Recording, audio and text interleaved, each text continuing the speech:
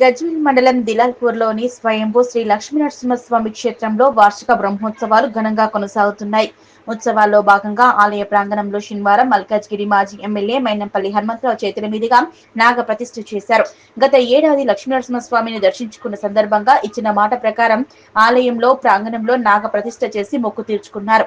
కాగా గత 2 రోజులుగా కొనసాగుతున్న బ్రహ్మోత్సవాలలో తిరుమల రఘునాథాచార్యులు వైదిక నిర్వహణలో ప్రతిరోజు ఆలయ పురుష సూక్త సహిత మూలమంత్ర వాహనములు నిర్వహిస్తున్నారు. ఆదివారం సుదర్శన హోమం, లక్ష్మీనరసింహస్వామికి శతఘటాభిషేకం, చక్రస్నానం అనంతరం శ్రీ లక్ష్మీనరసింహస్వామి కళ్యాణాన్ని ఘనంగా నిర్వహించనున్నారు. సాయంత్రం స్వామివారి పుష్ప రథోత్సవం ఘనంగా జరగనుంది. ఆదివారం జయంతిని పురస్కరించుకుని బ్రహ్మోత్సవాల్లో భాగంగా శ్రీ లక్ష్మీనరసింహ కళ్యాణం నిర్వహించనున్నారు. ఆలయ కమిటీ చైర్మన్ బురుజుకింది సంతోష్ రెడ్డి, కోశాధికారి అత్తెల్లి రాజేశన్ గుప్తా, కార్యదర్శి రఘుపతి రెడ్డి ఆధ్వర్యంలో ఉత్సవాలు ఘనంగా కొనసాగుతున్నాయి.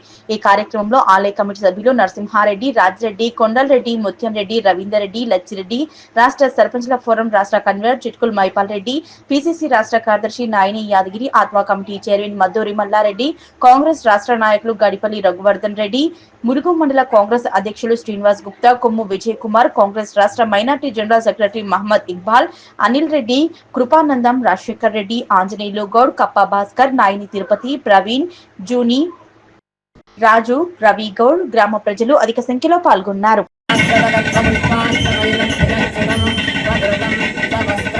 మహాపూర్ణ